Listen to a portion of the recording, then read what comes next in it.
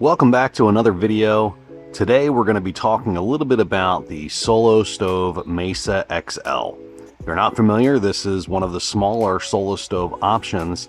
Still offers the great smokeless fire, but perfect for a location where you don't need that big bonfire or Yukon.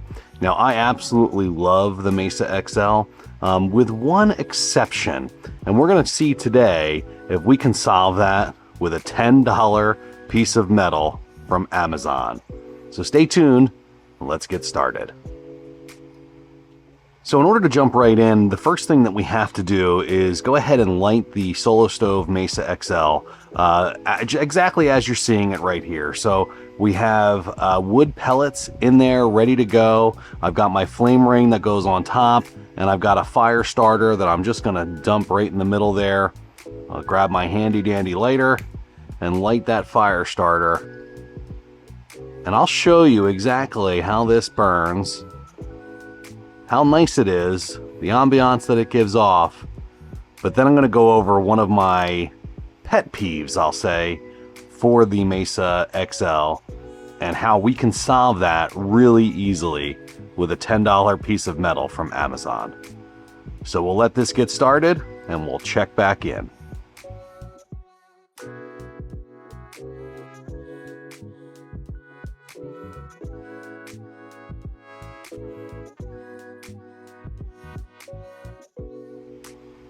Okay, we are just about at the 20-minute mark that this has been burning.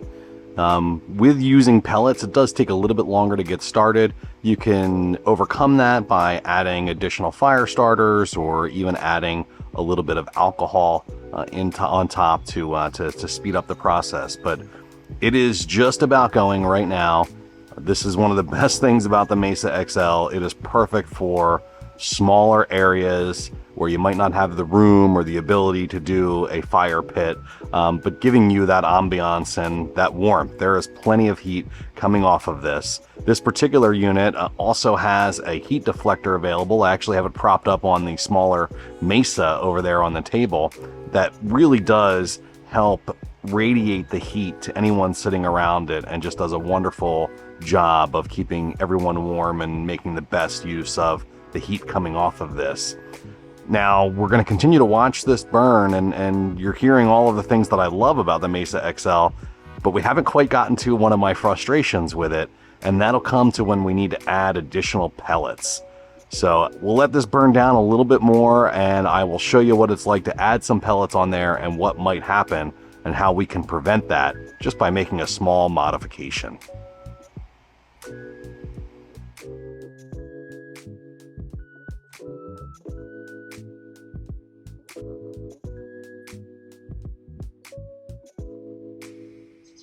All right, so we have just crossed about the 45-minute mark since we've started the fire, which is about 25 minutes of it actually going through what I would call its actual burn, where you're getting that secondary burn and the flames coming through the holes in the top just below the fire ring. And it's done very well. 25 minutes, great. Haven't added anything to this fire, and it's kept me warm, and I am very happy with it. Where we run into a little bit of trouble is about now when the flames are starting to die down a bit, and perhaps this is when you would want to add more pellets onto the fire. This is where I have a little bit of an issue with the Solo Stove Mesa XL.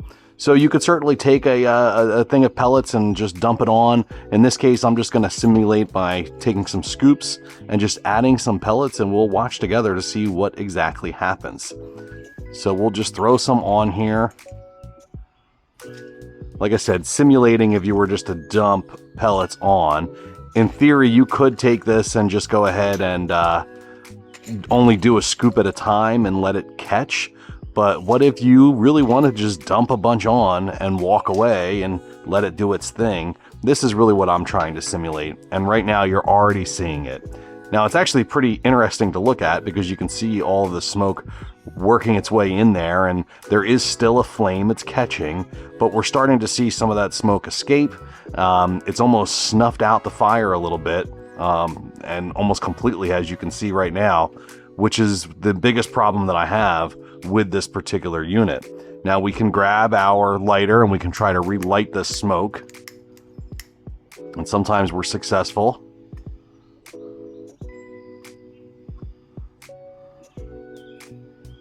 And you can see this is one of the times where it's just not quite going to do it for us. And you can start to see the amount of smoke that this actually generates for being a smokeless fire pit. It's kind of giving us the wrong result that we're looking for here. Now, of course, it is a little breezy right now, which is not helping our case. But eventually we will get this to catch and start back up again.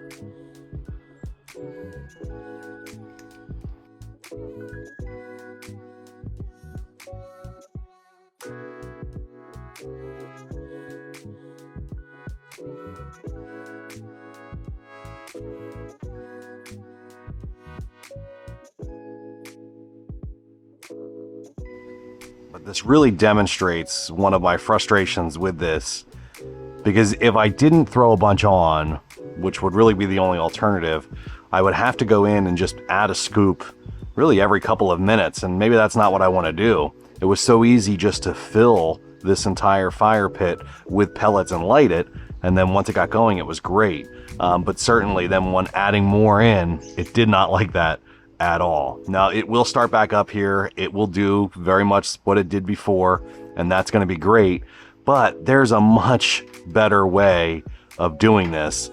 And it's all about really taking advantage of the design of the solo stove, which allows the air to come in through the bottom and in the holes up top. Well, if we're going to use pellets and we want to add a bunch of pellets in at one time without snuffing out the fire, well, then we need a clear path of air to keep coming in from below and up. And that is where this piece of metal will come in to help us. Now, this is just a pellet smoker for your grill that you can throw in, and what we're going to do is modify it, because as you can see, the bottom of this solo stove is about here. We don't really want it sticking out the top like that. So while this fire continues, I think we'll go ahead and start our modification, which is very simple. We're going to pop off one of the ends of this smoker, and the bottom is what we want to open up here, because we're actually going to wind up cutting it. So I've just got a regular pair of tin snips here, and we're going to go ahead and possibly cut off just about half, maybe a little bit less. So we're going to choose one of the ways to go up.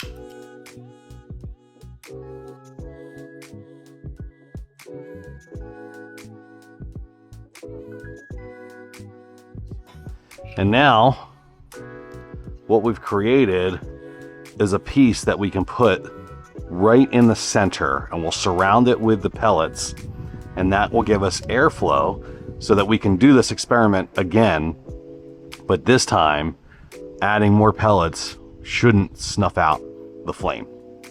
So we're going to let this one die down.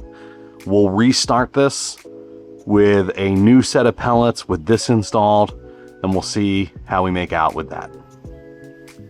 Okay, so now that we've cleaned out the old residual ash, we're ready to go ahead and start this again, but now I've placed my smoker box in the middle.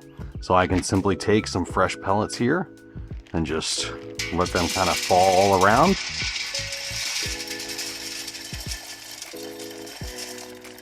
When you're doing this, you want to make sure that you stay below those holes up top. Okay.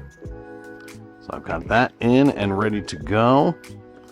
I can return my flame ring. I always like to grab it with a paper towel just so I don't get any soot on me. As you can see, it does come right up with it. And then we can take a fire starter and just kind of toss that into the pellets a little bit. And we're going to start this process over again and now see the difference with the smoker box right in the middle. Everything should kind of behave the same at first.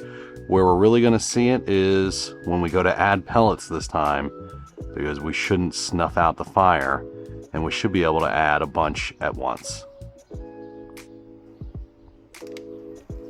All right, so we've got our fire starter lit.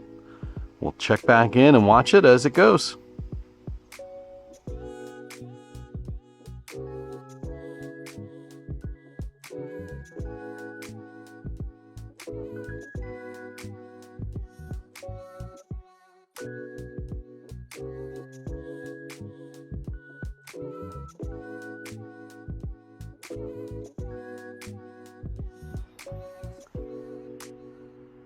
Okay, so we are just over 40 minutes from lighting the fire starter, and about 15 minutes of that was really getting started. So almost coming up on a half hour of a real nice burn with the smoker box in the middle.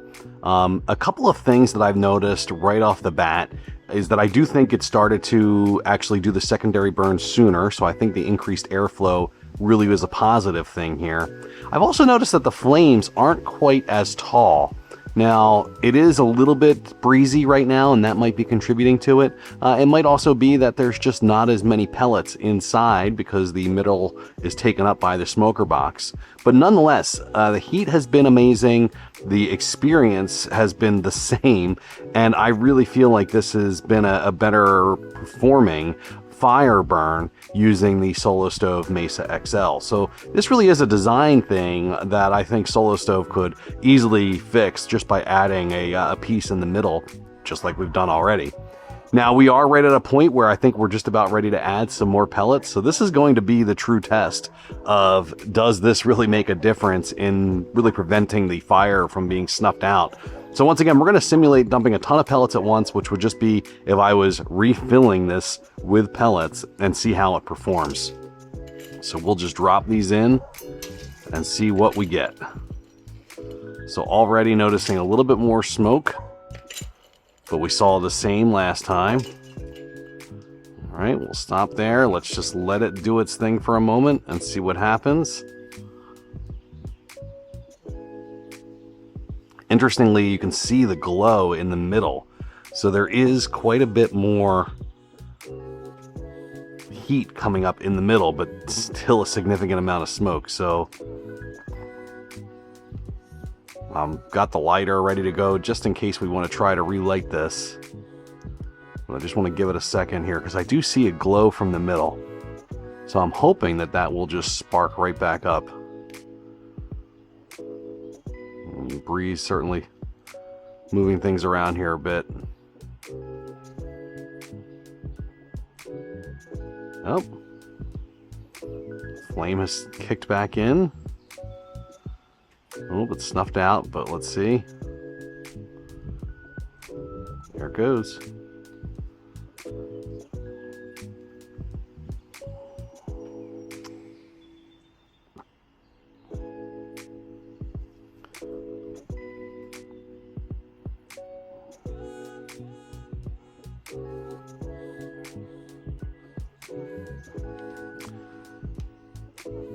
So conclusions here. Well, it's really hard to say. There is a breeze coming through, which might be playing with this experiment a little bit.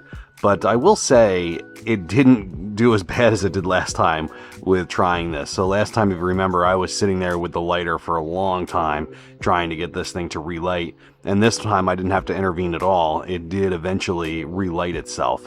Now there's still a pretty good amount of smoke coming in. Now the good news is, hopefully it's coming through on camera. Most of it is getting burned up. The smoke that I'm seeing is just inside of the actual fire pit itself. So it looks like it is burning off before it comes out. And certainly sitting right here next to it, there's no smoky smell. I'm not having any trouble breathing by any means. And just, feeling the nice heat coming from this. So I would definitely say it's a win to have this in the middle. I think I would like to redo this perhaps when there's not as much wind around, because I do think that is playing, as you can see, quite havoc with this. But it's still, I think, a good proof of concept that adding this smoker box in the middle is certainly a win. This came right from Amazon. It is just a stainless steel smoker box. It was $10.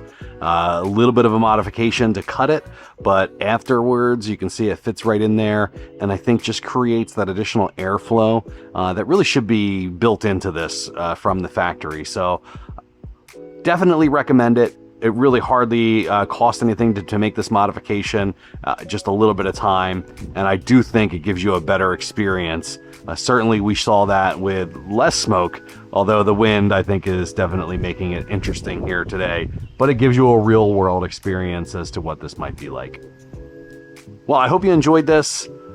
Please feel free to drop a comment down below if there's anything else you'd like to see, and until next time, thank you.